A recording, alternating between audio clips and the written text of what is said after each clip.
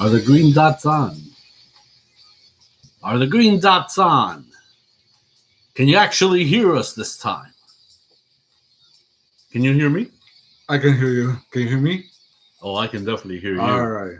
Just as long as those green needles on the bottom indicate that we're on the right track, that means we are good to go. Hello again, everyone, and welcome to another edition of the Wrestling Weekend Recap. The one and only Jade, and I am Ace Monex, and we're here to give you the good, the bad, and the latest inside news with what's going on this week with Monday Night Raw, Friday Night SmackDown, NXT, AEW Dynamite when it concerns to what's left of the Wednesday Night Wars. Of course, on the business relationship of sorts on the AEW side, we include Impact Wrestling and as well New Japan Pro Wrestling.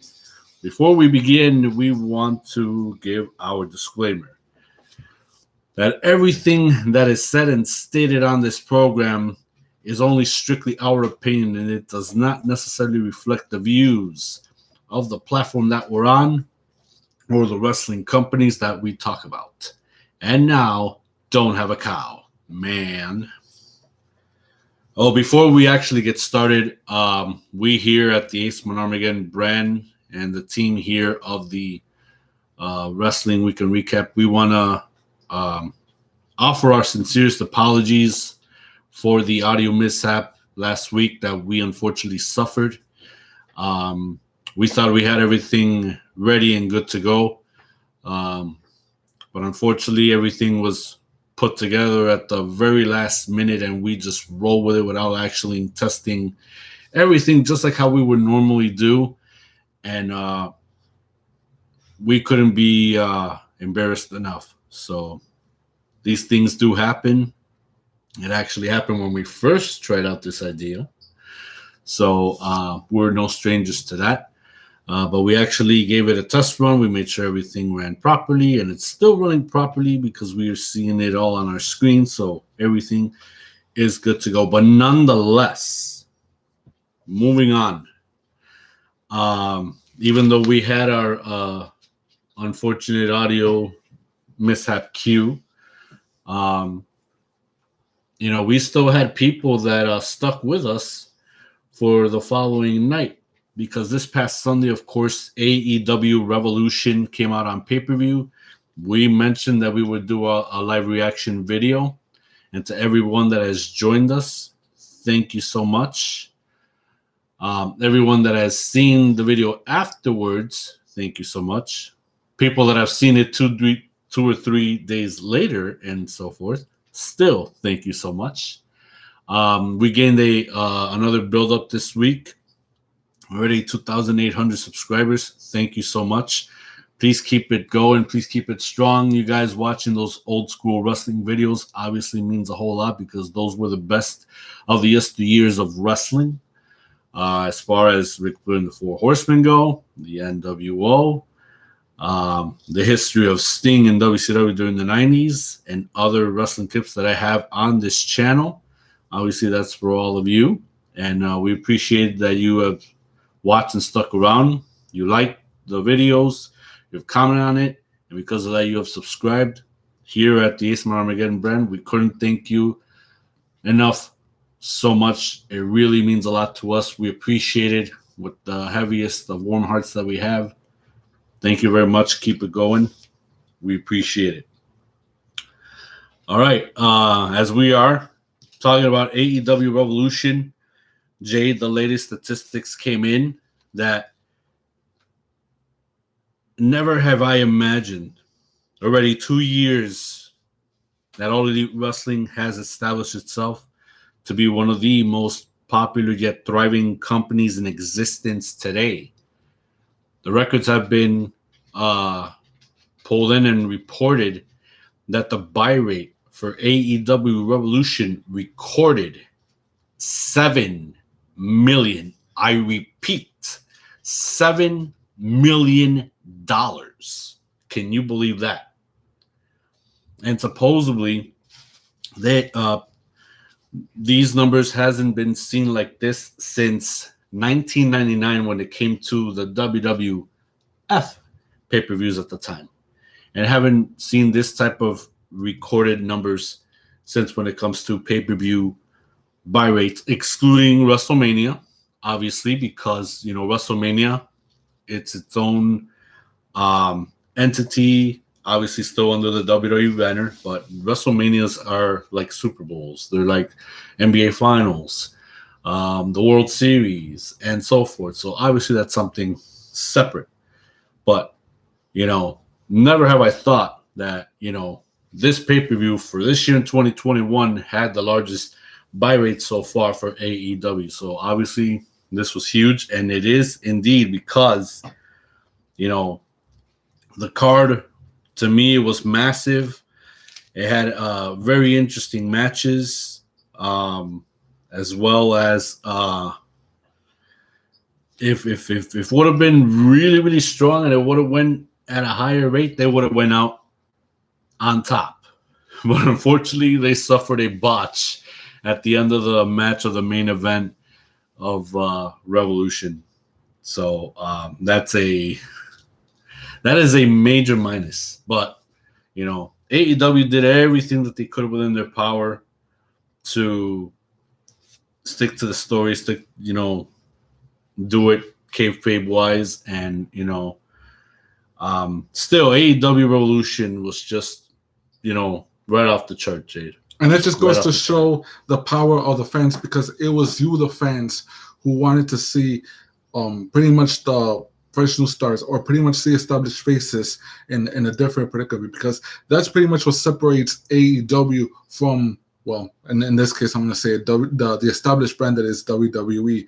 And I'm not taking away anything from WWE, because the problem with, like I said before, the problem with WWE is that they have the talent. They just lack they lack, for the moment, a certain creative ideas. They lack the imagination.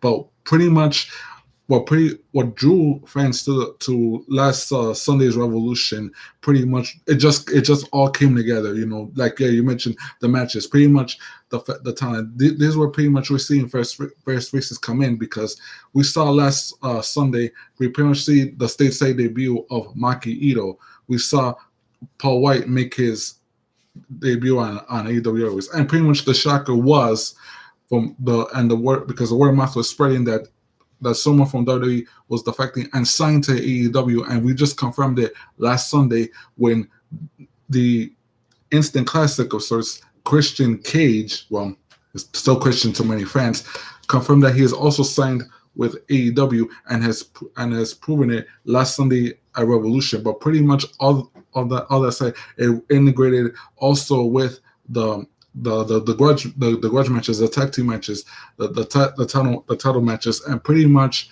like you pretty much mentioned, the icing of the cake that night was the main event, the explosive, well, not so much explosive, but the death match nonetheless. But pretty much that just goes to show that you, the fans, are the ones that want to see something different. You say we want to see established, well, yeah, we could say established stars to a degree in newer roles. You want to create new stars, and that's pretty much what I, as because I'm speaking also as a fan, that we want to see something different, something for the better for this industry, and hopefully from now, hopefully until the end of this year of 2021, AEW can continue that trend going forward, especially now that there is a for all intents and purposes, a forbidden door still being open. Well, while we're on the topic, let's give our quick rundown of what happened at AEW Revolution, and I think hopefully this 2-minute video that I'm about to check out kind of gives it the pattern and the speed that I want to do a quick recap of verbiage while looking at these pictures of how AEW Revolution was a major success pay-per-view wise, and why we deem that it's one of the best shows ever put together pay-per-view wise for All Elite Wrestling. So here we begin our recap with AEW Revolution. So AEW Revolution obviously promises to make one heck of a special show for all the AEW fans. And we were seeing a lot of superstars ready to triumph and ready to steal the show. the tag team match with the Young Bucks against Chris Jericho and MJF. A lot of spots, a lot of super kicks. Obviously, they definitely made one heck of an attraction, made one heck of a pull.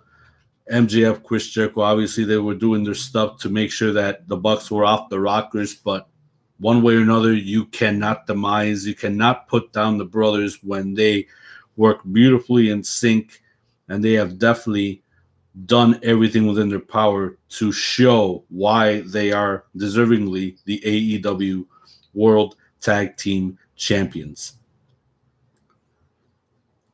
The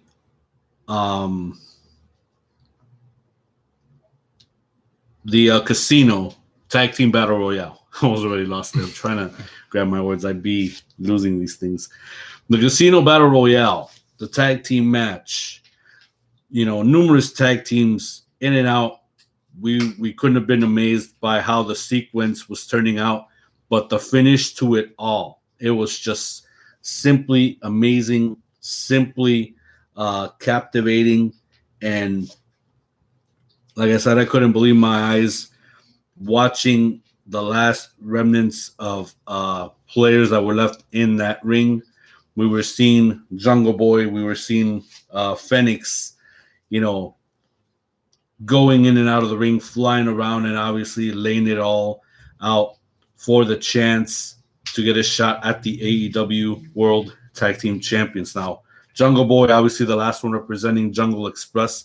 The fresh and last tag team that was coming in was none other than two-thirds of Death Triangle, which was, of course, Rey Fenix and Pac, the Bastard.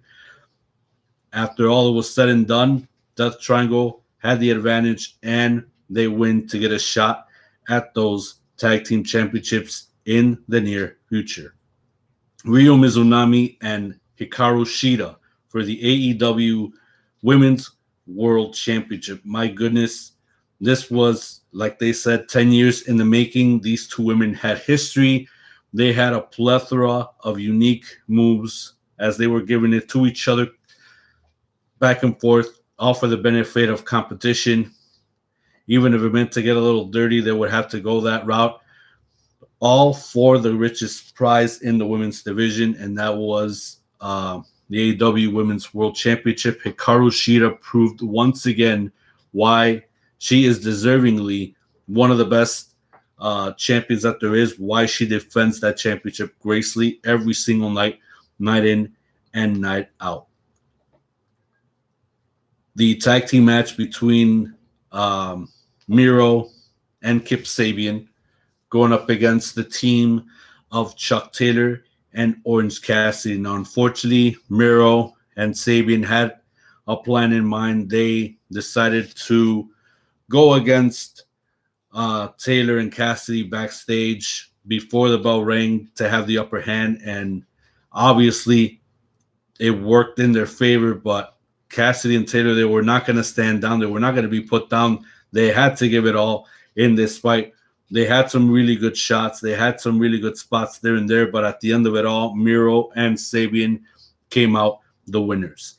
The big money match between Adam Hangman Page and Big Money Matt Hardy. A lot of back and forth with these guys. They were also having some good spots here and there, and of course, it led to where the Dark Order was coming in, and obviously it meant to be where Hangman Adam Page was going to make it out victorious, and now coming out with a huge pay rate of Matt Hardy's money. And obviously we're going to see those figures within the upcoming weeks at the end of the month, however the heck that works out. But obviously Adam Page is going to be a really rich man within the weeks to come. The Face of the Revolution 6 player match. You got 5 guys already mentioned. Obviously, that would be Cody, Scorpio Sky, Lance Archer, Pentagon Jr., Max Caster of the Acclaimed, and the newest signee to AEW Impact Wrestling Zone, All Ego Ethan Page. They were definitely all over the place, flying in and out of the ring, destruction on the outside, a lot of battery in the inside. My goodness, they were just all over. But Scorpio Sky proved it once again after a very good while why he should be back in the main event picture, because he grabbed the brass ring, the Sonic the Hedgehog coin, the golden coin. He gets a shot. He got a shot at the TNT title and won Darby Allin. Now, who was this player that Paul White was talking about that was Hall of Fame worthy and that deserves to be and that should be the next incredible signing to All Elite Wrestling? Well, like we mentioned before, it's none other than the instant classic and one Christian Cage. Now, we've seen Christian previously in WWE this year in the beginning of 2021 at WWE's Royal Rumble. He had one incredible return. It was obviously cheered on by the WWE Universe. Very successful, but the biggest shot in the foot, once again, is not locking down Christian to a WWE contract. But nonetheless, there are no hard feelings. Christian Cage decided to venture on his own to be successful once again, and hopefully that will be the case now that he is signed officially to All Elite Wrestling. Can't wait to see what's in the cards for this man when he's going to try to outwork everyone. The tag team street fight, my goodness, it was, to me, I don't know about you, but to me, was the best cinematic match that I've seen yet so far in 2021. They couldn't have used Sting best than to have a cinematic match, because to me, if they would have used them for something live, we wouldn't know how it would affect the Stinger physically. You know, beyond spent, he could end up with another injury. The injury that he suffered before, it could be a lot more worse than it could be. We wouldn't know how it would have come out for him. But nonetheless, I loved it. To me, that meant that I was, really entertained. It meant to me that the presentation was incredible from beginning to end, and we know that Darby Allin had a lot of hand in this, because not only is he a wrestler, he's also a filmmaker. So obviously what he already learned is obviously paying off, and we're glad to see that Tony Khan is giving him the green light for a lot of input beyond, of Darby Allin for this cinematic tag team street fight.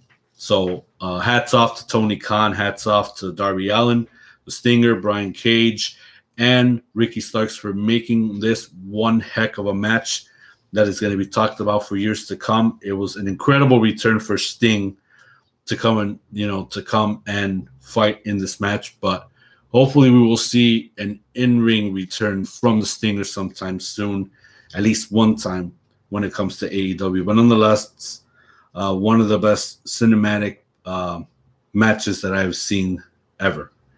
The main event of the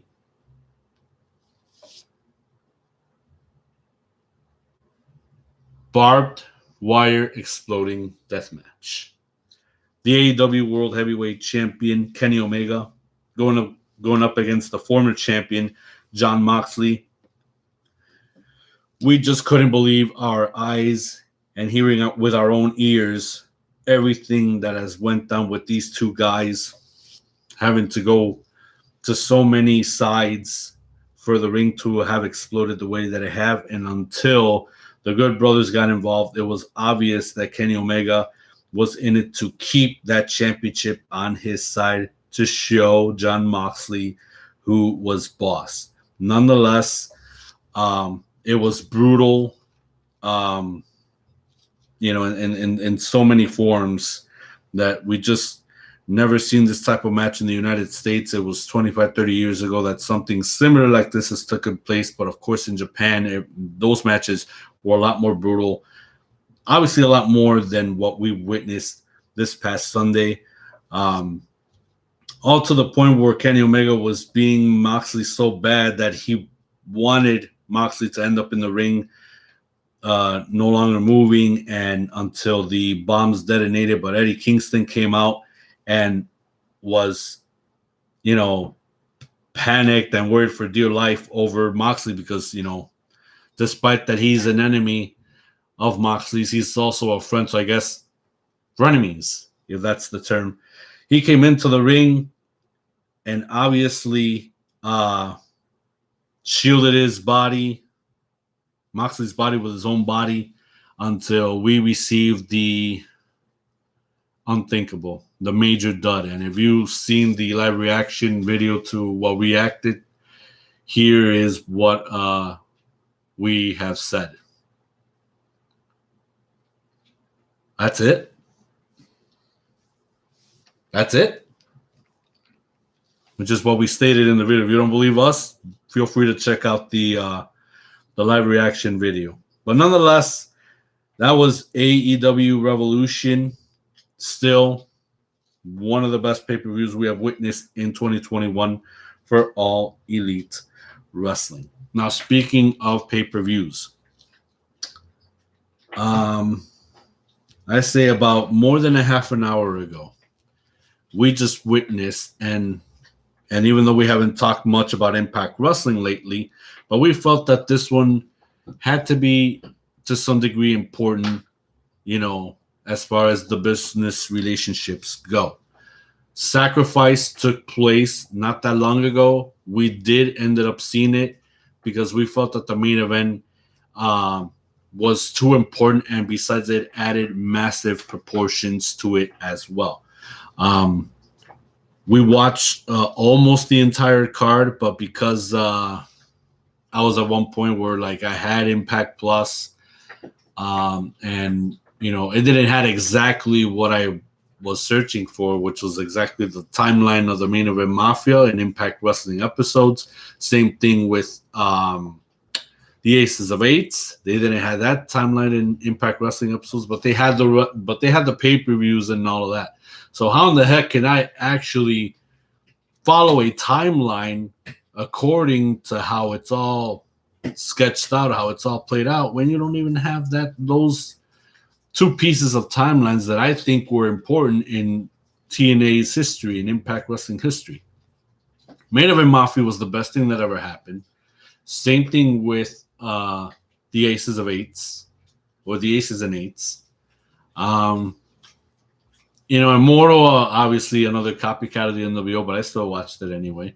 But the aftermath of all that, and then of course bringing in the Aces of Eights, that was something cool because everybody knows knockoff of Sons of Anarchy, but hey, they made it their own.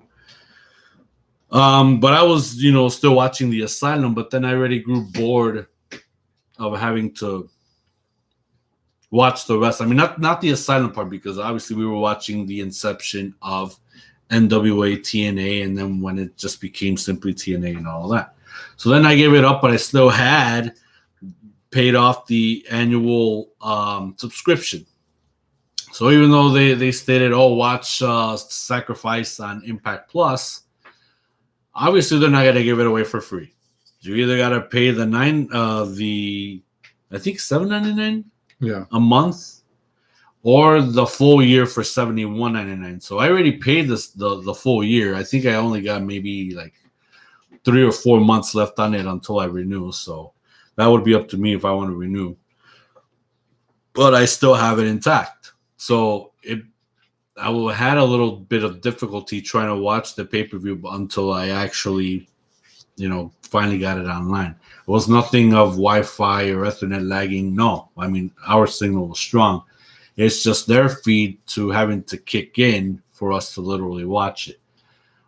So we missed the first match, but we ended up knowing who won, and I believe that was a 6-man tag, Jade, that started. It was tonight's Sacrifice. It was a regular. Oh, it was a regular tag match. but that featured who on the card? It was Decay versus Reno Scum. Okay. And even though we didn't got to see that match, who ended up winning? Decay got the win. Got the win. Okay. And then the second match was Havoc and Nevaeh versus Tennille Dashwood and Caleb. okay. So I got to see a little glimpse of it, but I believe it was Caleb and Tennille Dashwood. They got the win. Yes. Okay. And the third match on the card? It was Chris Sabin and James Storm versus Violent by Design. Yes. Okay, so I got to see a little glimpse of it too. I mean, it involved with 3 of the TNA originals, which was Chris Sabin, James Storm on one side, who had Jake Something in their corner, and of course Eric Young that was leading Violent by Design. So I guess it would have meant a little bit more if Eric Young was a part of that match and not, on the outside. But since he was leading his guys, I guess, it would, it couldn't have made any more sense. But I only got to see a little bit. It was decent. It didn't attract my attention a lot.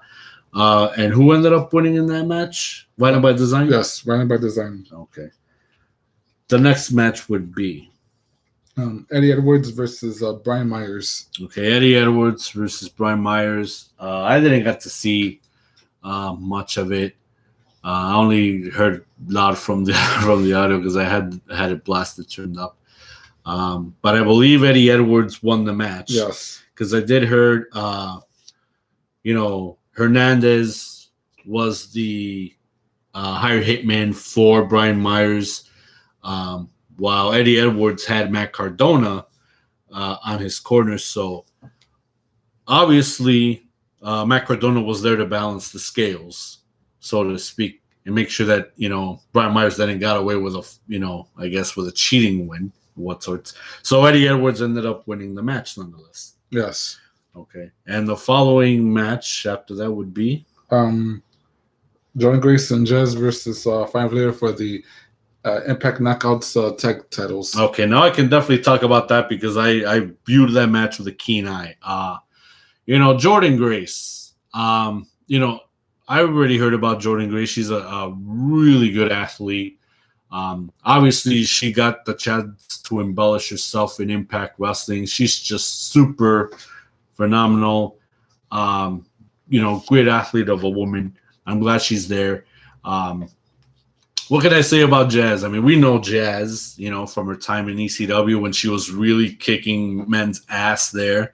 That's what made her unique from all the rest until she came into WWE and wrestled in the women's division, one of the original divas, a former women's champion. To now see her in Impact, I guess, she's kind of, in my opinion, she's kind of toned down, but still, offering her wisdom in the ring, to those that are headlining the Impact Wrestling Knockouts division. So, props to her on that. The match itself, obviously, there was a lot of back and forth, but the champions, Kiera Hogan and her tag team partner, Tasha Steelz, they showed why they were the Knockouts champion. Obviously, they came in with a plan, but they didn't display a lot of aggressiveness in the beginning, so to speak, until they finally, knew that, Jazz and Jordan Grace, they shouldn't be so laid back with. They shouldn't, take their eye off the rocker, so to speak. So obviously they raised the volume and aggression, and they showed why they still remain the Knockouts Tag Team Champions. So it was an incredible match. I enjoyed that one for sure. The following match, Ace Austin versus TJP for the X Division title. So that match, I didn't pay attention a lot of it too much. I guess because, to me, the X Division kind of toned down, and, after so many years. I like the X Division matches of old, when we were watching TNA full time. That period right after Bound for Glory, the fourth one when it came to town into the Sears Center. That's when we were glued to TNA, for good at that point. For that point until when, you know, Bischoff and Hogan were gone. Mainly AJ Styles. Once AJ Styles left TNA, we knew that company was going to sink, and it became nothing, to be honest. At least that was our view, but it, to our surprise, it was still around. Nonetheless, but not to knock off Ace Austin or TJP. We know TJP. He is a kick-ass cruiserweight X Division superstar. We've seen his work as Suicide. We've seen his work as Manic. TJP when he was former cruiserweight champion in WWE. Now that he's returned home to where he actually got his launch, he showed why he displayed his level of acrobatic and high flying superstar that he is, and why he became the champion there once again. But also Ace Austin, he proved himself to be a former champion, and he displayed his stuff and obviously proved why he became once again the two-time X Division champion. So kudos to both of those guys. They did put on a decent show, but it didn't grab my attention, unfortunately, not that much. But it's not to knock out them two. It just, I was used to a sort of a level of awesome high-flying action, to a degree from the matches back then to the ones of now. Then following match after that, Jade? ODB versus Deonna Purrazzo for the Knockouts title. So ODB, obviously another TNA original. She obviously, we know how she rolls, and definitely showed her stuff and showed Deonna Purrazzo why this is one woman that you should not definitely screw with. But obviously Deonna Purrazzo, the virtuosa, we're familiar with her from her work in Ring of Honor. We're glad that she's been around the world. She was only for a little bit in NXT until she went to Impact Wrestling. We're glad that everything was going good for her. She's the Knockouts champion. She aligned herself with Kimberly and with Susan. And in the beginning of the match, obviously, they were there to weaken ODB, and that way Deonna Purrazzo had the upper hand. So my little tidbit on that is that the ref should have ejected them two from the beginning of the match and not almost from half middle to the very end of the match. But the damage has been done. That didn't put ODB down as much, but Deonna already had the upper hand, and it was bound to show that she was going to keep that belt once again and still Knockouts champion, the virtuosa Deonna Purrazzo. And I believe the next match, correct me if I'm wrong, that would be for the Impact Tag Team Championship, right? Yes.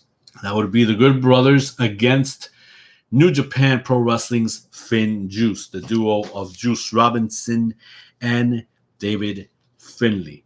Now, it is cool. They shocked the world, Finn Juice, that they actually appeared in Impact Wrestling and showed why they were the best pair put together in New Japan. We've seen their work in New Japan previously.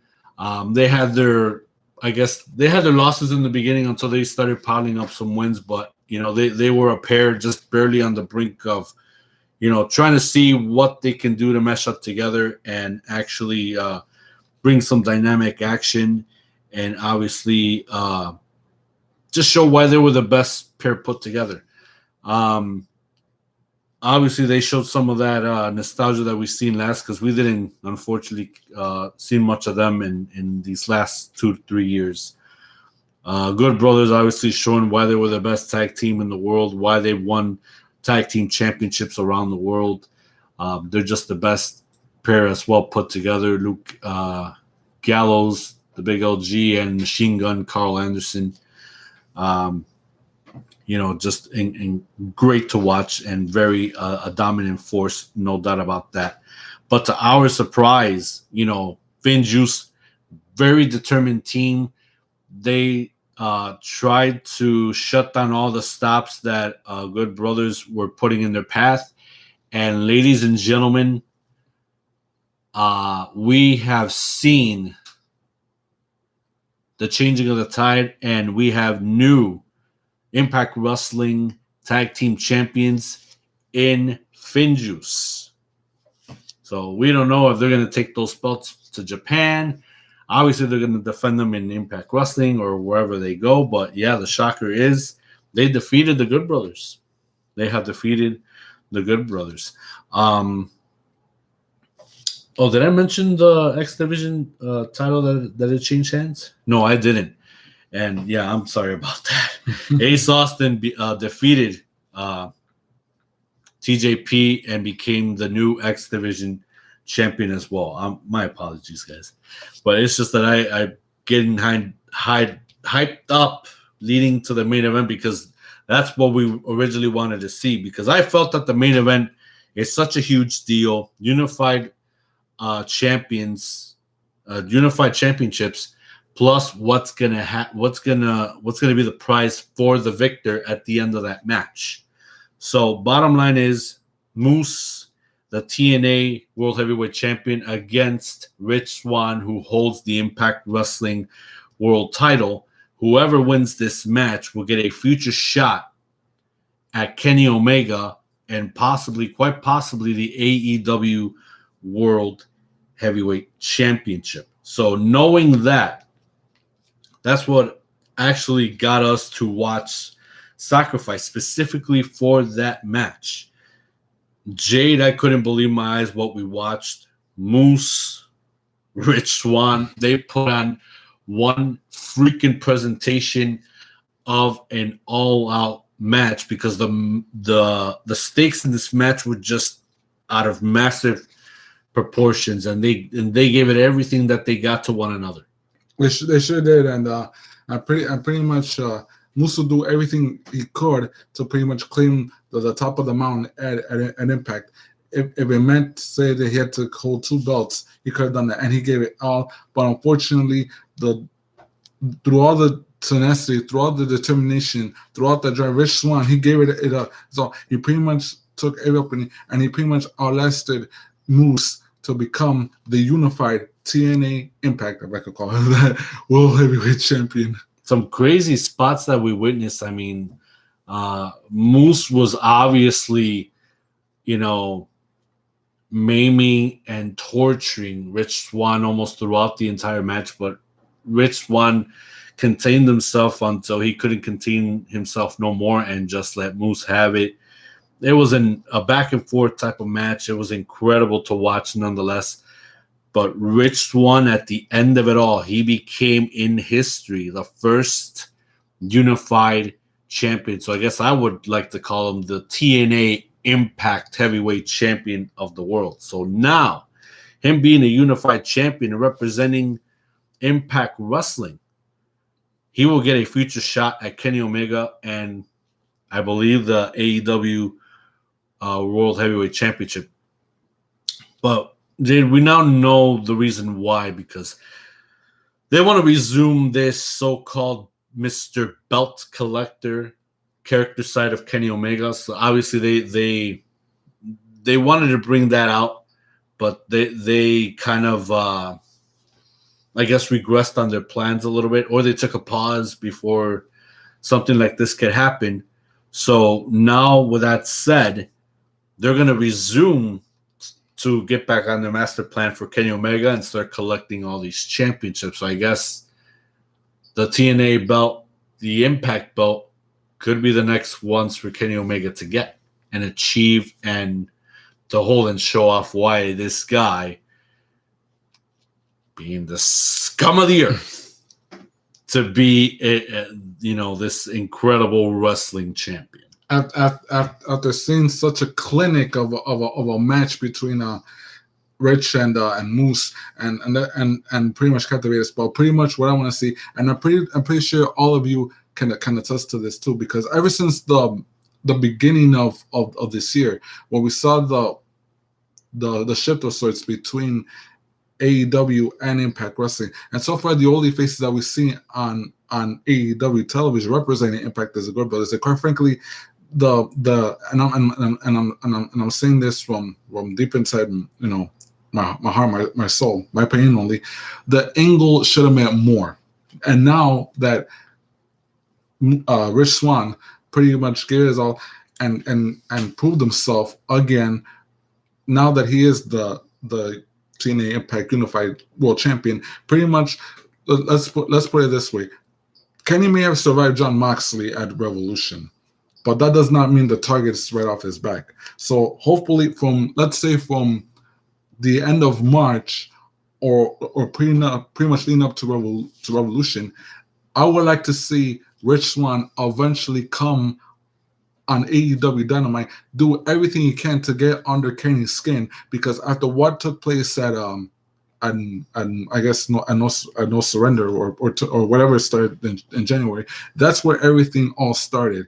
And hopefully once more, well, I guess a little bit more Impact faces show up on AEW Dynamite, the angle once again means something, because quite frankly, it's not just enough seeing Carl and Luke constantly bounce from show to show. The angle still has potential, but hopefully it starts to, it's the bubble starts like the cream little by little rises to the top. I believe the event was Hard to Kill. Hard to Kill, yes. Yeah, because they had that match with Kenny and the Good Brothers against Rich Swann, and I forgot who his other partners were, but that's where it began. I don't think they did anything for No Surrender. Otherwise, no, because that's what was stuck. The title of the pay-per-view. Yeah, but yes, right. It was Hard to Kill.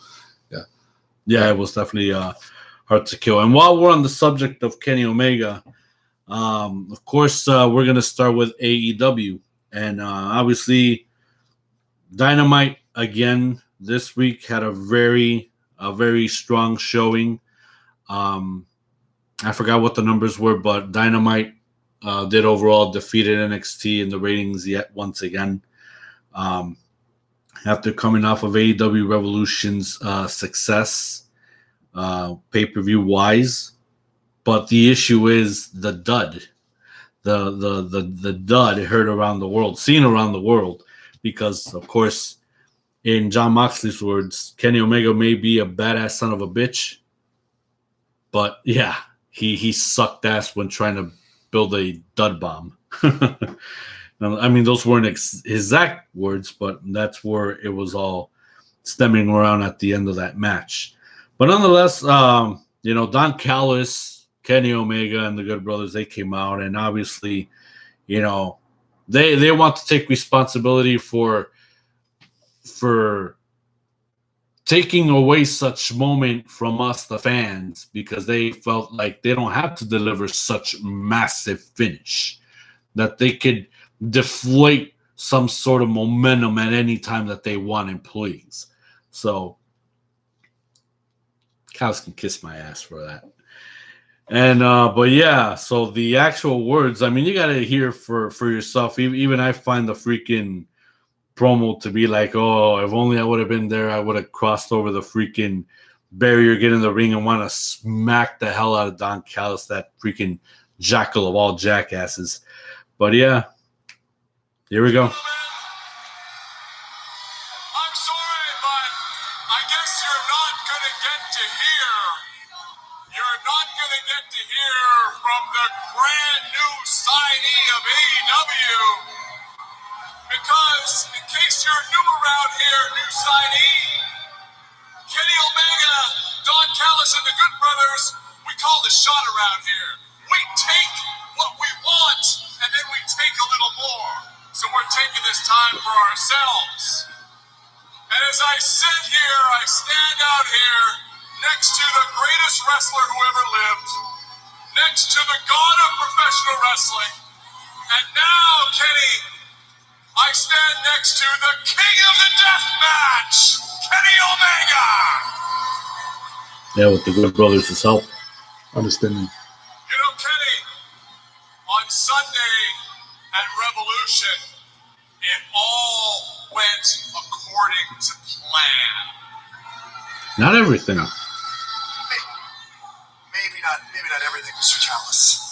that?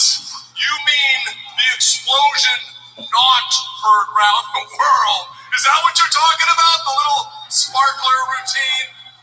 You know, I find it very Gilbert's interesting. entrance, to be exact. Kenny Omega and I have taken a lot of heat the last few days from this company and from the fans. We were blamed for you not getting what you thought you wanted. You wanted to see a giant explosion, and we're taking the blame, right? Well, you know what? I'm not going to neither confirm nor deny whether we had anything to do with that. What I will confirm is how happy it made us to take away what you thought you wanted. We took away. Tony Khan loves to make great memories. Kenny Omega and the Invisible Hand make history. And that's what we did when Kenny beat Jon Moxley. That's what we do every night when we come out here. We took away Moxley's big moment to die the death he deserved as a hero. We took it away. We took away Eddie Kingston's star-making heroic moment. You see, when I did my MBA, I learned about win-win situations. I look at it like this, Kenny. If that ring had blown up, we win. Moxley's gone. Eddie Kingston is maimed. And you are the AEW World Champion and the King of the Death Match. But that's a win. But if the ring somehow doesn't blow up, we win even bigger because Moxley and Kingston look like a pair of idiots. And we walk out with this. So you see, at the end of the day, we do what we do all the time. It's just win. Look at my arms, Don. Look at my arms. I'm getting goosebumps. I'm getting goosebumps just thinking about what it would have been like to see you vaporized in the middle of that ring, Jon Moxley. Oh, it would have been fun. It would have been a dream come true to never have to worry about you again. But it's just as sweet now to have the everlasting memory of not only beating you, but embarrassing you in the middle of that ring, leaving you the loser like you are. And what a cherry on the sundae it was for you, Eddie. The thing that we never factored in for, the thing that we never expected for your childhood friend, John, to come to your rescue, to cover you up and dry hump you in the middle of the ring while 4 sparklers shot from the corner posts. Boy, you want to talk about leaving a memory? That's a memory we are never going to forget. Let's get another memory in here while we're at it. And of course, that led to Eddie Kingston coming out and pretty much going after Kenny Omega and the rest of the Good Brothers. But I don't think he was thinking here. I don't think he was thinking here. I had you in Impact Wrestling working for me. Why? Because you're a good guy? No. Because I saw the talent, Eddie. I saw the toughness. I saw the star maker in that face of yours. You had it all. So why did I have to fire you, Eddie? You know that that's what happened. It's because you did the same thing in Impact Wrestling working for me that you've done your whole life. When you're this close to success, when you're this close to grabbing the brass ring, you somehow find a way to screw it up. Just like you did at Revolution when you laid there and we laughed and laughed. That was your moment. That was your moment, Eddie, and we took it away. So as you can see, you're a little outgunned, kid. So, because I like you, because we have history, I am going to give you a chance to get out of here with what's left of your pride intact, Eddie. I'm going to give you a chance. I'm going to give you 10 seconds to get out of here before these guys kick your ass. 10 seconds. Now I know you're not real educated, Eddie, so I'm going to help you count to 10. It's the countdown. Something's going to happen. Oh, do it quickly. North South position. 69 me, Don. 69 me, save me. Don, save me.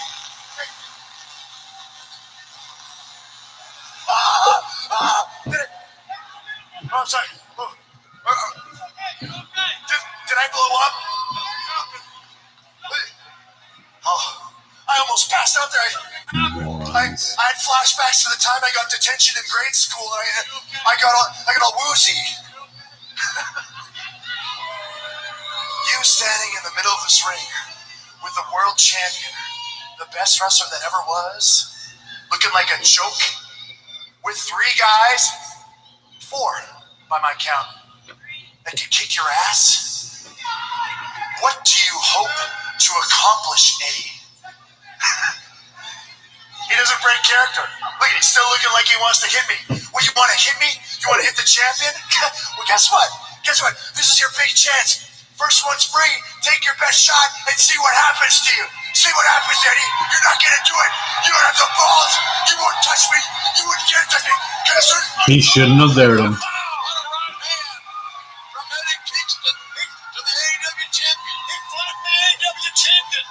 He dropped Kenny Omega. The Mox is here. The Mox is here. John Moxley coming to get him some of the Good Brothers. You talking about a free-for-all? Moxley on fire here on Dynamite. Going right after. He's going right after Carl Anderson. And what the hell is that? See, now that's the part that's funny. Why would JR say that when we already have witnessed how Christian Cage's entrances? Probably he's not used to it because he's never been in TNA before. Christian Cage, after having his time cut by Kenny Omega, making the walk.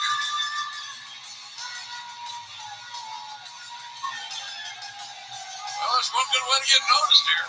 Can you believe Christian Cage and Kenny Omega are on your screen?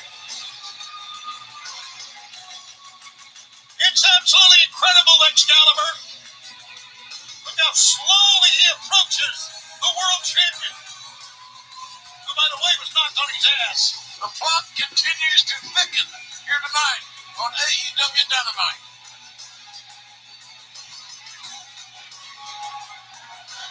The last time Kenny mouthed off to someone, he got a 1-4.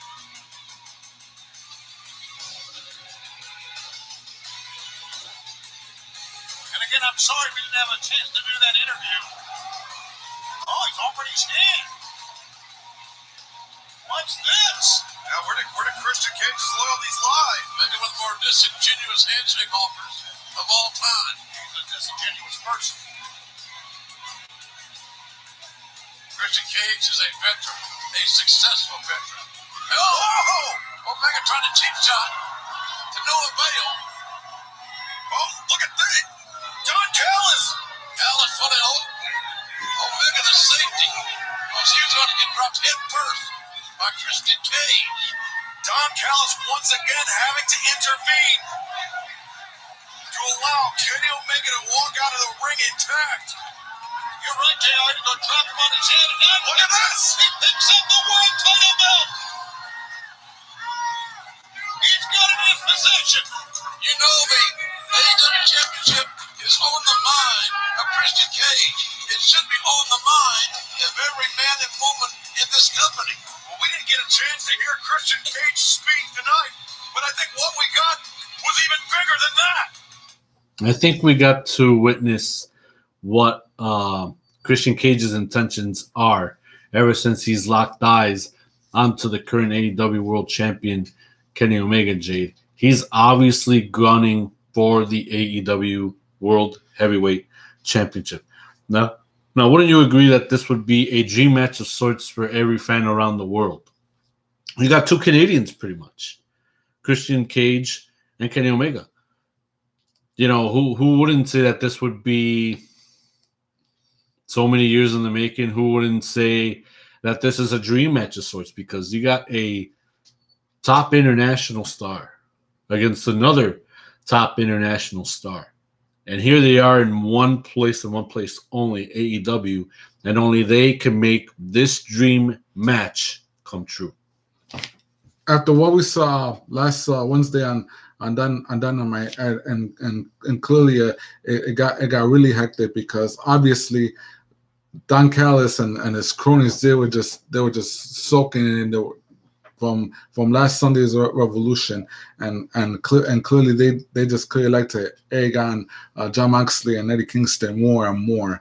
But at the end of it all, once Christian Cage came out and enjoyed the fray, he pretty much was nearly I would say a half a minute away from applying his signature on Prettier to Kenny Omega, and right there lay the AEW World Strap in that ring. The moment Christian hoisted it up and he said, "Okay, this is a very trite, if I can put the term correctly, because we talk about Edge and Christian. These were two men who pretty much know each other. I mean, together they attained such a whole a vast array of tag team accolades, but separately, it's like these two somewhat complement each other. Now, it would be good to say, okay, you got Edge gunning for the Universal title against Roman Reigns at WrestleMania, and now we could say we got Christian gunning for the AEW title on Kenny Omega. Yes, we are going to mention that. Yeah, these are two Canadians. They have their track records in their own right, but the point I'm trying to reach out is not just related with. Technically, it's not related to Kenny and Christian. So it's related to Edge and Christian. To say you rarely see these two best friends have careers that parallel, and it would be nice to see. Okay, not to say that one outdoes the other. They're equals. To me, Edge and Christian will always be equals, regardless of whether they went gold together or they went gold separate. To me, Edge and Christian will always be on equal footing, and pretty much the key will be, yes, Edge is gunning for the Universal title. Is Christian gunning for the AEW title? We'll see, but pretty much the question on everybody's mind is, could this be the year for Edge and Christian as equals, as world champions?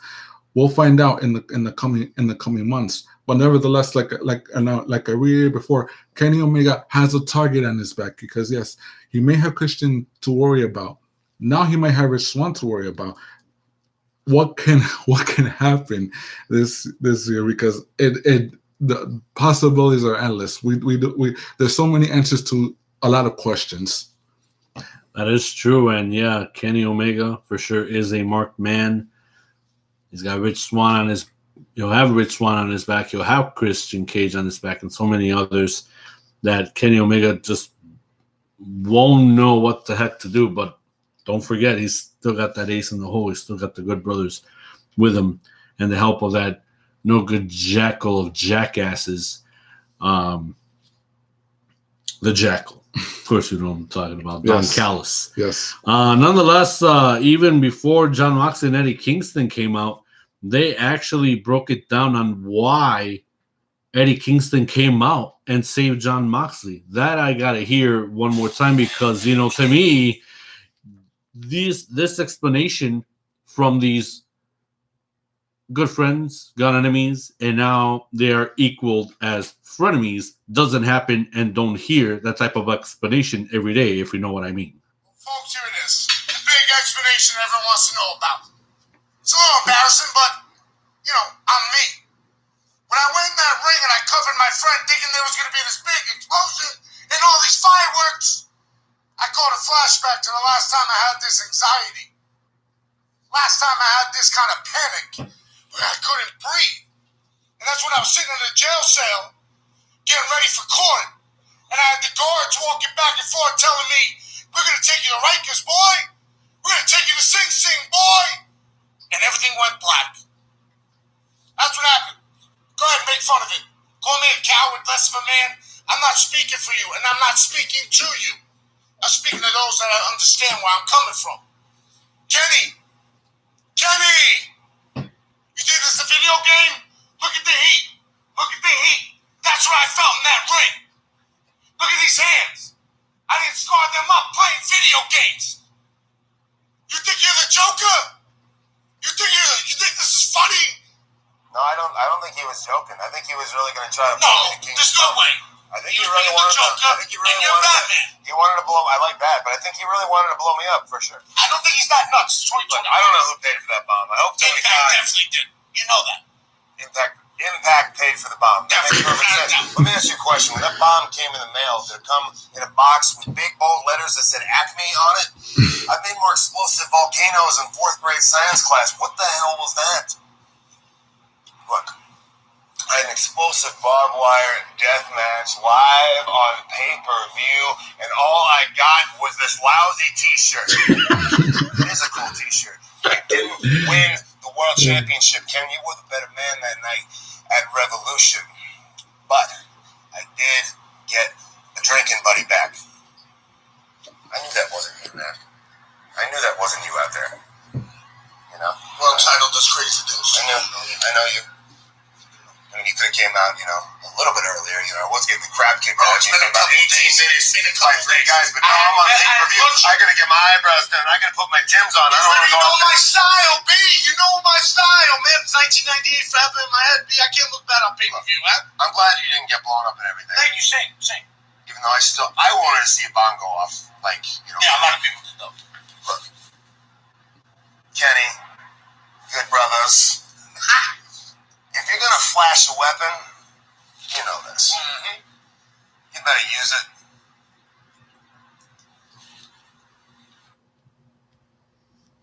it. And use it good. Jay, we just witnessed another side of Eddie Kingston. Now these frenemies are together. And like Eddie Kingston said, obviously when they were fighting, when Jon Moxley was AEW World Champion, the world title does things to crazy people. It does to the worst of people. But even I knew personally Eddie Kingston, Jon Moxley, obviously would go way back.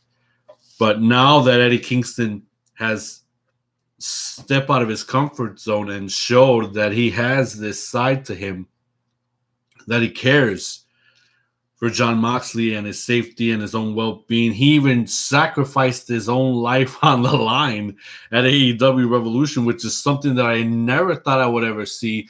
That really shocked the hell out of me because, like I said, at the end of the day, we're all humans, and Eddie Kingston showed his human side. But now, seeing how these two have become a pair, I guess Eddie Kingston, I don't know if he broke away from Butcher and the Blade and Bunny or whatever.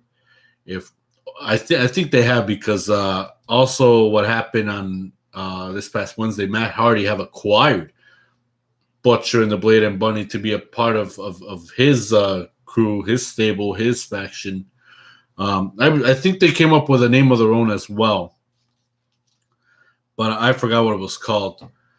Something along the line of Private Part. No, not Private Party, Extensive Party. Something along those lines. But we're going to mention that in this program next week if we can't get to that name.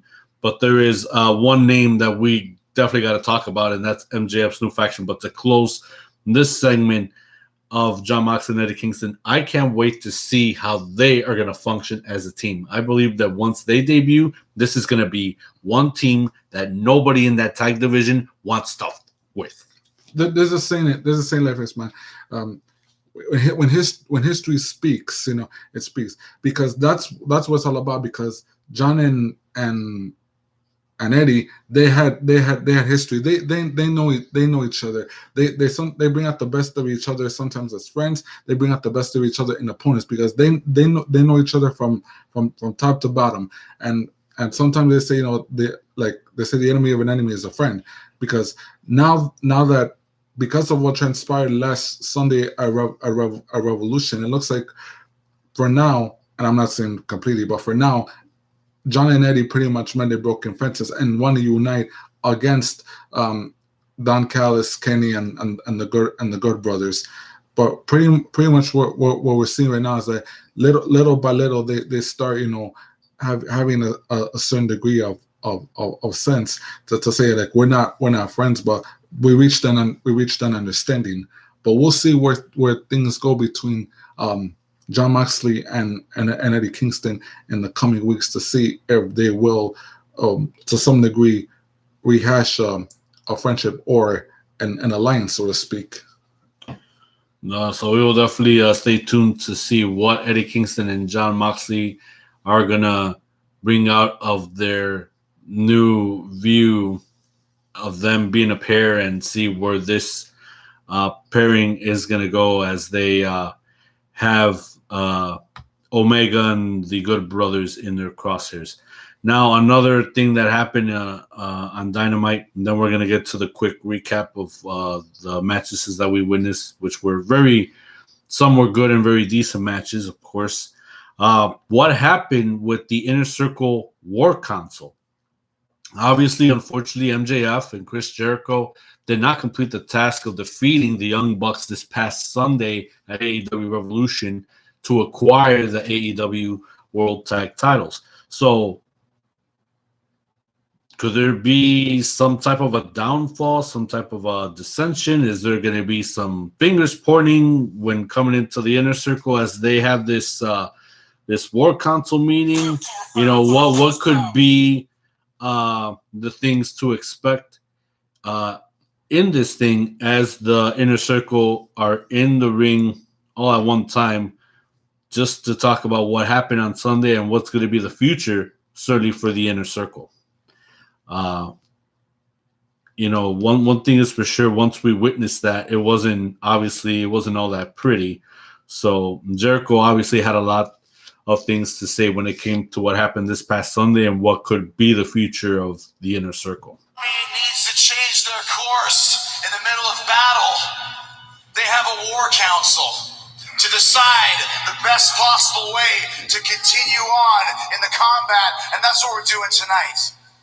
Because the Inner Circle's been in a little bit of a decline over the last few weeks, over the last few months, but it's easily remedied because we are the smartest in the business today. So it's time for a new attitude, time for a new outlook.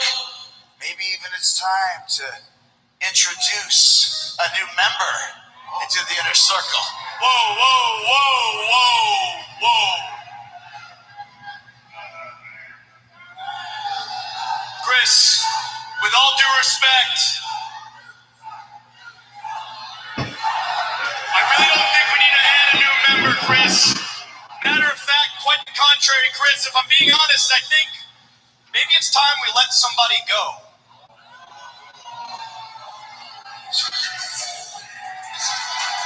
Whoa!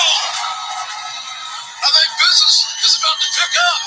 How long has it been since Gabbana walked out? And he walks as cool as I did. Do it on the other side of the pillow, Tommy.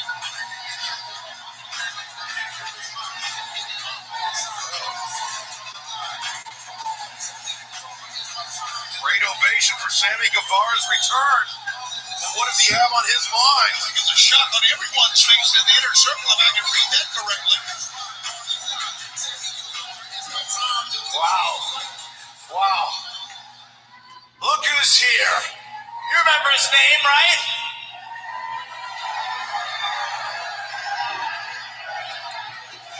That's funny, because I said I never wanted to hear your name again. Chris, what are you doing? Chris, I know right now I'm the last person you want to see.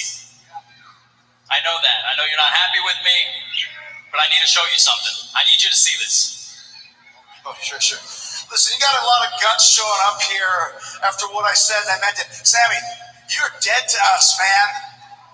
Chris, just listen. Chris, just listen. After everything we've been through, from the first Dynamite to now, everything we've done, I need you to listen to me. I need you to see this. Just look at it. Look.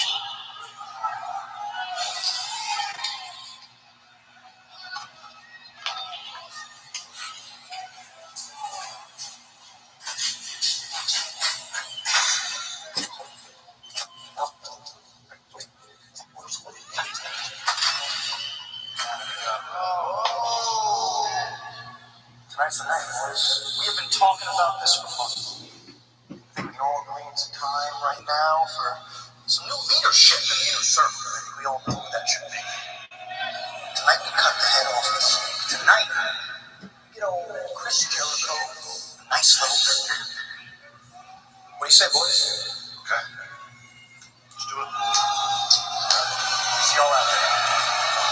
Well, Chris, I didn't want you to find out this way, but oh well. Get him! Oh, God. I can't believe this.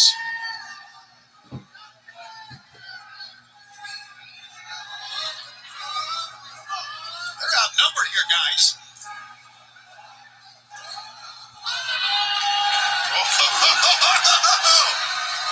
The worm has turned. Yeah, like I said, a rat. Now, hold on a minute. What a Hold rat. on a minute. The dirty rat. Shut up, you stupid son of a bitch.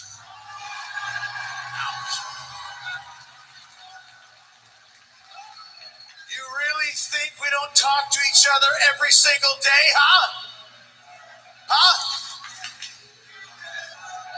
You really don't think we were waiting for you to hang yourself? MJ, I'll tell you this right now. Since I'm the one that brought you into the inner circle, I'm the one that's going to bring you out of the inner circle. Yeah. Oh. Oh man, that's a little embarrassing. Oh, I'm gonna take this footage home and watch it. On behalf of the inner circle and Chris Jericho, your ass is fired. Hold on, Chris. And on top of that, we're gonna give you a little old school inner circle beatdown right now. No. Chris, hear me out. Chris, I didn't want to take over your inner circle. Chris, I swear to God, I didn't want to take over your group. I swear, man. I swear. He's crying. Because I was too busy building my own. He was too busy building his own. What does that mean? What does exactly that mean? Well, ladies and gentlemen, it only meant that the biggest rat of them all was using a group in the midst of all that to create one of his own.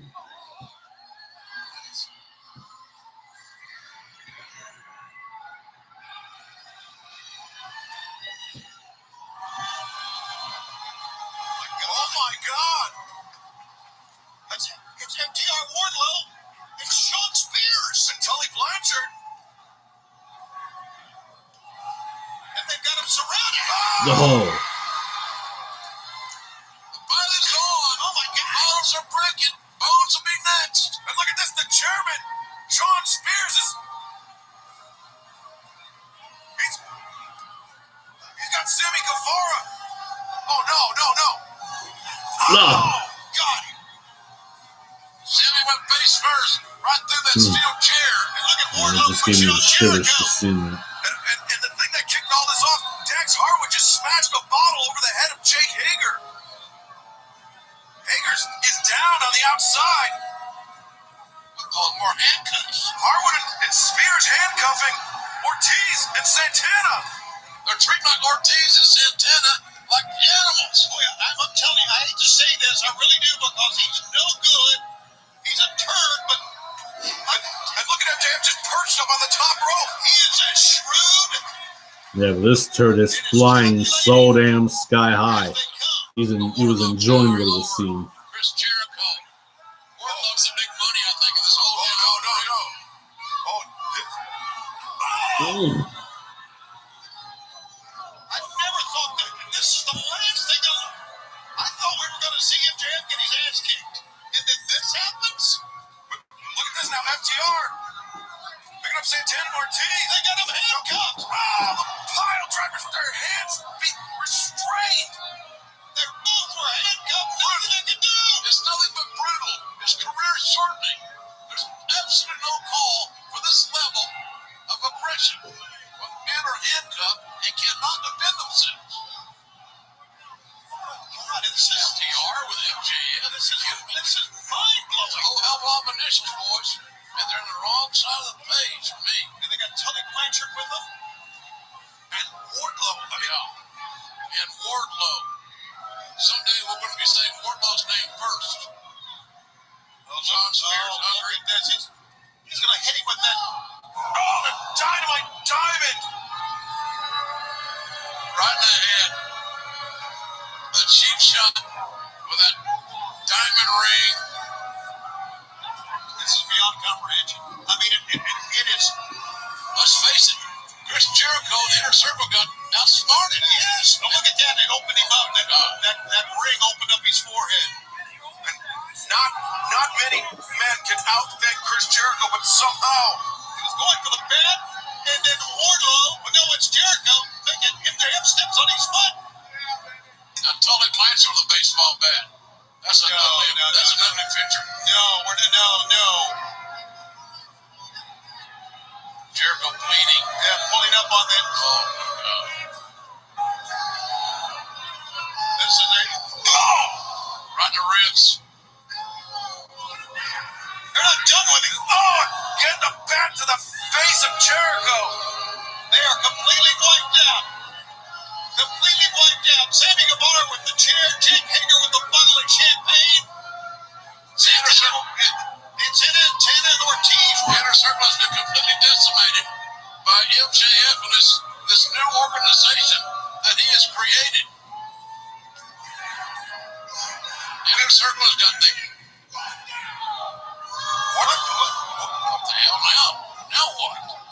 There's the Art and Spears carrying the Jericho. They're taking Jericho. Oh, my God. He can't do this. Well, Wardlow's tower.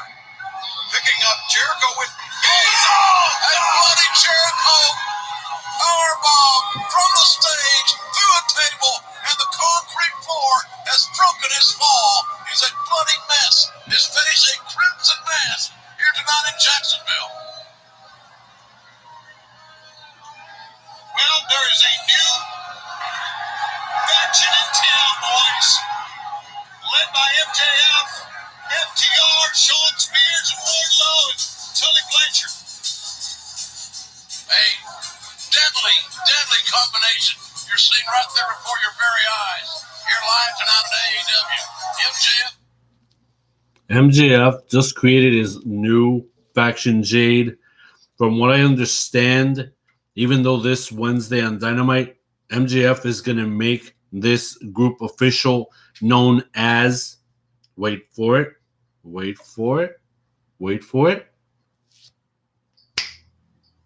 the Pinnacle. And MJF is going to give the explanation of why he's going to call this group the Pinnacle. But Jade, what we just witnessed, the Pinnacle decimated the Inner Circle. They have obviously, it seemed like they have gone soft a little bit. MJF does what he does best. The dipshit went rogue, and he created a faction while he was playing, that cheerful right hand member of the Inner Circle, only to betray Jericho and let him know who's now the boss. Well, all I got to say is that my instincts told me that for the last 4 months, the reason why MJF wanted to join the Inner Circle is because he had an ulterior motive, and pretty much all he wanted to do was to become relevant at pretty much at the expense of the Inner Circle. And so far, he did every attempt, and he pretty much did all he could. He even stirred the pot, if you will, just to make sure everything went his way. He wanted to make sure that when it comes to the Inner Circle, all the focus was mainly on him and not so much on the Inner Circle. And clearly, no matter how he tried to blend in with the Inner Circle, it just did not work out. Clearly, from what we saw last Sunday at Revolution, it looked like Jericho and MJF were obviously from two, not to say they come from two different planets, but from two different sides of the earth. They were like oil and water. Right. And MJF just did everything he could, but eventually he was going to be caught up. His charade was going to be exposed. And last Wednesday on Dynamite, when Sammy Guevara had that vital piece of evidence, that footage, he showed it, and he said that, oh yeah, Chris Jericho was off his rocker and everything, but it was clearly MJF stirring the pot at Chris Jericho's expense.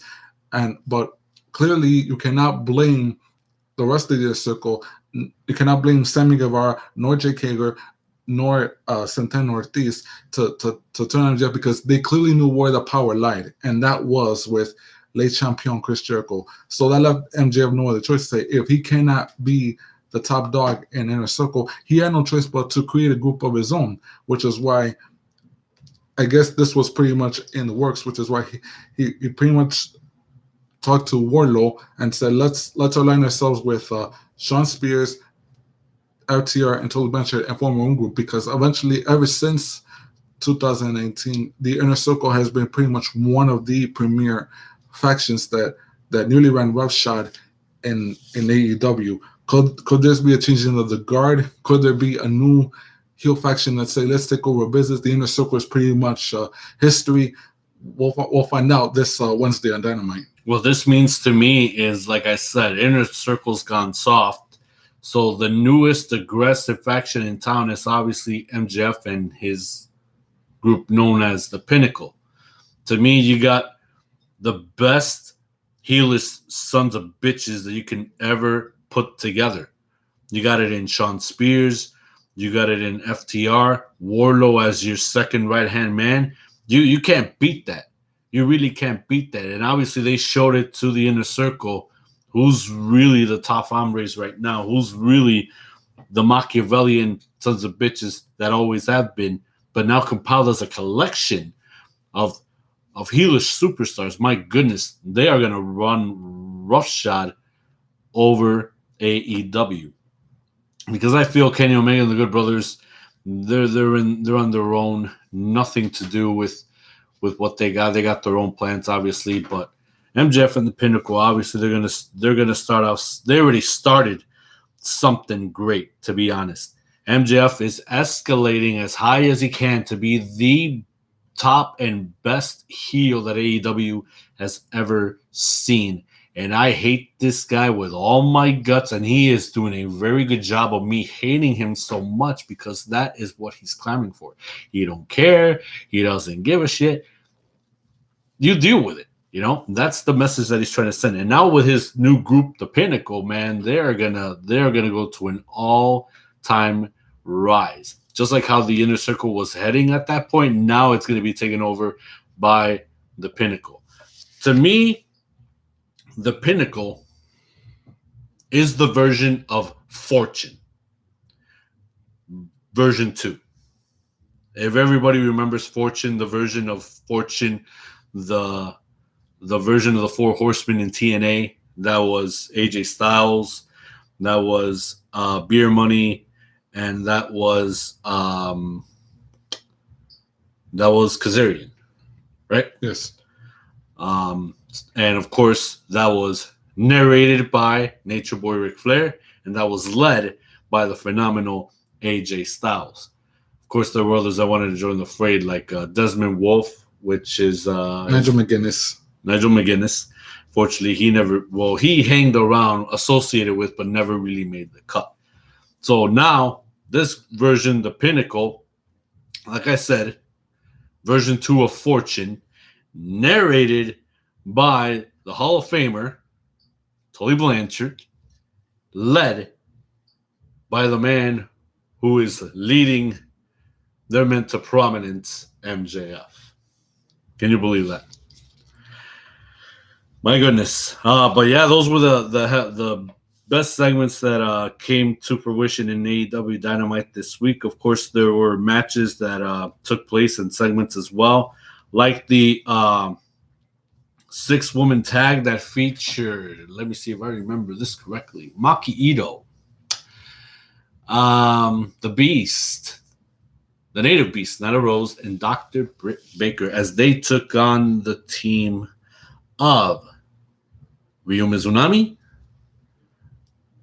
former AEW Women's World Champion Riho, and Thunder Rosa. Here I thought that the good women, the baby faces were going to take it. And obviously didn't went down that way, because we were seeing another devilish side out of Dr. Like, whoa, okay, when the hell is she gonna get her freaking ass kicked? You know, that's what's driving me as a fan up the wall, because I want to see Thunder Rosa beat her so bad. Like, my God, when the heck is it gonna happen? But no, we're seeing her coming out with a Kendall stick and just giving one good beating after another. And my God, it's like, okay, enough, move on. But hopefully something gets resolved next week. The one thing I did not buy from last Wednesday, as of course that it pertains to last Sunday as well, is that Dr. Baker's psychic rebel again comes out with the crutch. What's with the crutch? We all know she's not hurt. Yeah, we know she's not hurt. She uses it as a free weapon of sorts that Dr. Britt Baker can accessorize at any point in time that she wants. And obviously she has done that already on 2 occasions. There was a segment. There were 2 segments. One was with the American Nightmare, Cody, when he came out, I guess, talking about him not successful at the face of the Revolution ladder match. And that's when Pentagon Jr., Pentagon Cero Miedo, interrupted in Spanish with the Spanish announcer. What was his name again? Willie Urbina. Willie Urbina? Willie Urbina, yes. No. Oh, no, actually, Alex Abrahantes. No, it wasn't Willie Urbina. Alex Abrahantes. My mistake. Alex Abrahantes. So, obviously, he was playing the translator for Pentagon Jr. But, of course, Pentagon talked in English because he knew that when he did, he would trigger Cody into having his emotions against him when he talked about his pregnant wife, and we know who that is. Cody ran out of the ring, over the barricade, and went over to Pentagon Jr. And boy, did they beat the hell out of each other. And that set the pace for this Wednesday's match. 1-on-1, Pentagon Jr. against the American Nightmare. Cody cannot wait to see how that one is going to go down. The question of the night: was Scorpio Sky successful in his quest for the TNT Championship against Darby Allin? It was a very good match, an incredible match. These two obviously did not back down from what they were planning to do, what they were trying to accomplish. But yet again, Darby Allin, after having a successful tag team street fight, he became a successful champion in defending his television title as he defeated the #1 contender, Scorpio Sky. Sting had a segment as well, coming out with Tony Schiavone, but then it got interrupted by Lance Archer. And I don't even remember what the heck he said.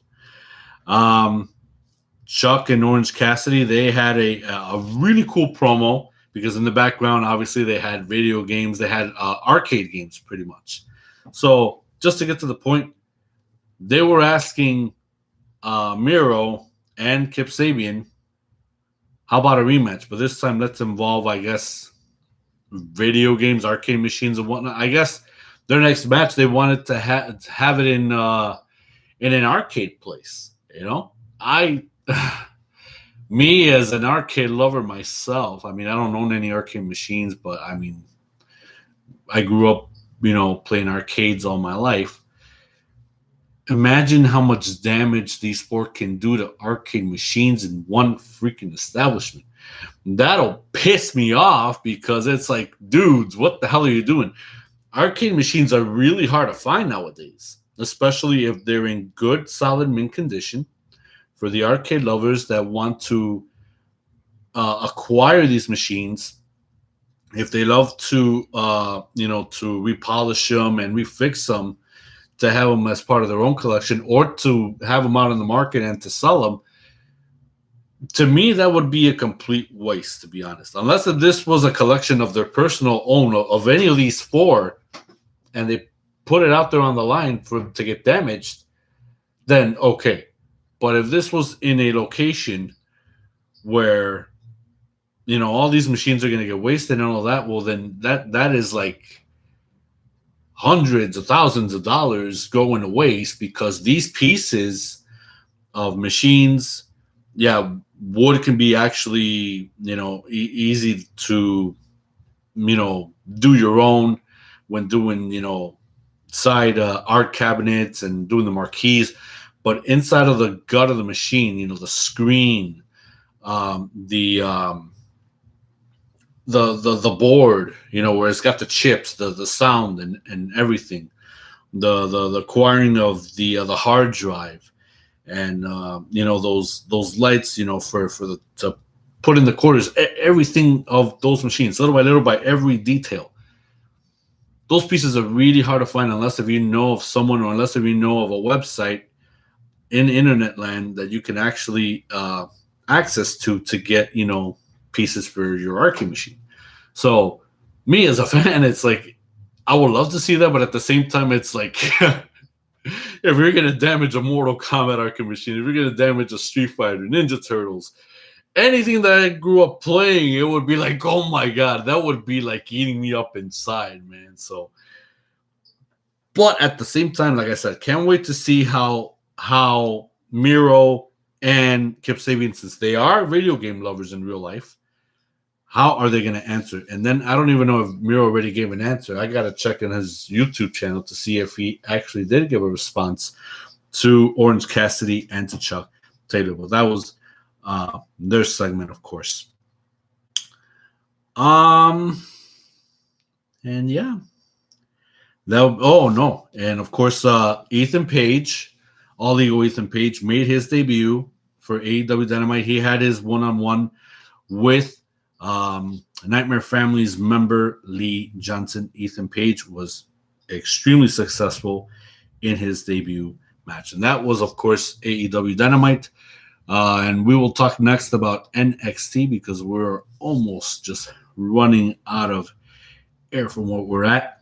NXT had a really decent match, but the real Capital Ventures obviously was Regal's segment when he announced two blockbuster announcements. The first one is NXT will do a 2-part takeover during WrestleMania week. That would be night one will be aired Wednesday on USA. The second night it'll be aired on Peacock at that point. So can't wait to see how the lineup for those 2 nights of TakeOver are going to be filled with as far as matches are concerned and who's going to be on the card. Second was the unveiling, and it became official. We have NXT Women's Tag Team Championships in NXT. And General Manager William Regal deemed it fitting that the winners should be the inaugural champions, none other than Dakota Kai and Raquel Gonzalez. And to their unfortunate surprise, the tag team that they fought against last during the Dusty Rhodes Tag Team Cup tournament was Shotzi Blackheart and Ember Moon. So they stepped up to be the challengers for that night.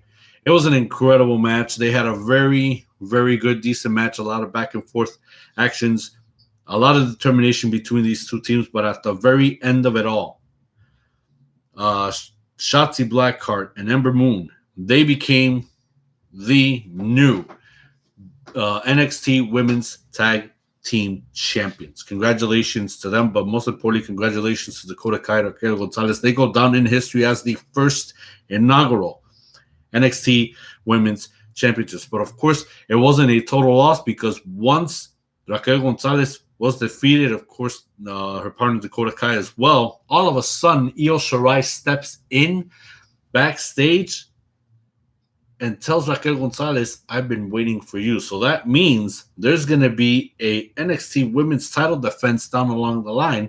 Raquel Gonzalez is going to get a shot. Raquel Gonzalez has been doing sweet as of late. I'm glad that they're still with her. They're still sticking with her and, building up, her superstar status in NXT. I'm a major fan of hers. She's incredible. The teams really support each other big time, and Raquel is doing really, really sweet. I'm glad that she's getting, opportunity after opportunity. She already goes down in the history as a half of NXT Women's Championships. Hopefully, one day she becomes an NXT Women's Champion down along the line. Also, speaking of championships, we also had, I believe it was, of course, the main event was none other than Finn Balor and Adam Cole. Yes, that was one of the two title matches. Yeah, they had it pretty good. Oh, are you serious? Oh, I didn't know. Oh my god. Carry park right in front of me. Uh-huh. And I bought a 12 pack of modelos. And I just bought it, and I'm walking out, and I'm walking to the park carrying my gun. She's like, I'm like, hey, I was like, it's not me, it's the music. I hear yeah, but they're all fucking little pinches, like, right there, little ass kids. Wow. They were all fucking borrachos in la esquina. Oh, no wonder. It's like, we're looking for parking, and we couldn't find anything. And we didn't hear the group when we barely pulled around. And Karen's like, she's like, babe. She's like, I know, right, babe? You called it. Terry called it. She's like, there's a fucking party going around here. Sure enough, she parked right in front of me. And I just got out the truck with my modelos, right, babe? And I'm like, no. So I get out of the car. I go get the beer. Yeah. I grab it. I'm on the other side. And then I grab it. And then I hear that, like, we're parked right in front of the party. Yeah. And I'm with the kids. And I'm like, Karen's like, oh my god. And I was like, but they're all, yeah, I was just playing around. They're all little kids and shit. So. Oh, that's cool. Yeah. But yeah, so we're going with That's cool. Okay. So, like I mentioned, Adam Cole and Finn Balor, they had their great NXT title defense match. But what was the other match that took place as well? There was another title. The women's title was defended. Oh yeah, of course. Io Shirai and Toni Storm. Yes, I'm sorry. They had an incredible match. I liked Toni Storm. She was really bringing it her all up to Io Shirai. But once again, Io Shirai just proved why she is one of the best women's champions in NXT that we have seen so far, defending her title time and time again, and why she cannot be stopped. Already at this point in her career, just one of the best champions that we have witnessed in NXT history. And like I said, Adam Cole, Finn Balor, that was one that I've been waiting to see already for weeks. Finn Balor, Adam Cole, they were giving each other so hard that it was just physical. It was brutal, especially from Adam Cole's side, having to go onto Finn Balor's the damaged jaw that he suffered, and it's like trying to re-injure that jaw. And I like Finn Balor's tenacity. He just sucked all that pain down and returned fire to Adam Cole and proved one more time why he is the NXT champion. And look no further. He was waiting for the arrival of Karrion Kross. That is going to be the next title defense coming up sooner. And I believe they might make it official for one of the 2 nights of NXT TakeOver during WrestleMania weekend. Of course, there were other matches, but they really didn't got a lot of attention with us. I believe there was a singles match, and also I believe there was a tag match as well, but it didn't involve championships. So now we move on to Raw. Raw, there really wasn't much to talk about, unfortunately. You know, there was still some things that went on. It didn't really got that much of our attention. Like, for example, of course, when it came to Randy Orton and Alexa Bliss, it's the same old stuff, or at least leading to what was, of course, you know, Randy Orton, of course, you know, being cursed by a little Papa Shango magic and stuff like that. And it's like, okay, so we already seen this. If you're not going to show nothing new, then don't show anything at all. Also, we were seeing Shayna Baszler and Nia Jax, of course, this week. Believe they were getting in the face of Charlotte Flair. And in which they kind of did. That was actually 2 weeks ago. But nonetheless, they did face Naomi and Lana, which was for the tag titles. And yet again, they're still tag team champions. The one angle that I really didn't find fun of was the one with Shane and Braun Strowman. I think that one was I felt somewhat of a wasted time in what they're trying to build, because they're trying to out-sucker Braun Strowman. They were trying to out-dupe him. They were playing him for a giant, local kind of feel. But it's like, okay, like, it almost put me to sleep. This is another one of these episodes where literally it put me to sleep, and it's like, okay, what's the point of all of this? I know they're trying to build up for WrestleMania, but this told me like they really didn't thought about anything, and they're just taking chances here to see what sticks and what doesn't. Obviously, this was something that didn't stick, and it went out the way that it did. So be it. Also, the Miz outrage of losing the championship. We get that. Bobby Lashley, of course, proclaiming to him being the Almighty One, and his era was ready to begin. That led to the rematch, of course, and yet Bobby Lashley was still champion, so good for that. Sheamus and Drew McIntyre, obviously, they were still not done with each other. Rhea Ripley's, her bumpers still show that she's coming soon to Monday Night Raw. I believe that'll happen right after Fastlane. That I'll be really honest. Xavier Woods, Shelton Benjamin, they had their match. Riddle and Slapjack, obviously, of course, they had their match. And I believe Riddle's going to have a title defense coming up at Fastlane. But what I'm hearing is that chances are, because of that broken tooth that Asuka suffered at the hands of Shayna Baszler, chances are Asuka might not even make it to WrestleMania. And there won't be much of a chance of seeing Asuka versus Charlotte Flair Part 2 of sorts. But right now, that's a big question mark. We don't even know what are the facts behind that. And that's all we got to say about Monday Night Raw without any, audio repeats or anything. I just checked out SmackDown very little, but for some reason that almost put me asleep too. I think, unfortunately, SmackDown is starting to wind down, because, for example, the Sasha Banks and Bianca Belair segment is the same old, and they had it with the KO show.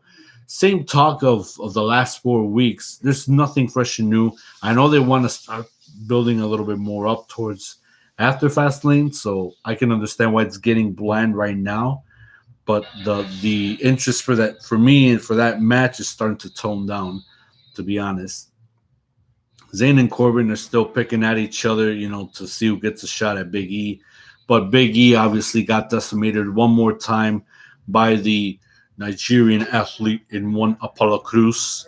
So, yes, he showed why he's the physical specimen and why he served Big E his ass handed to him and actually kicked his ass with the steel steps yet again.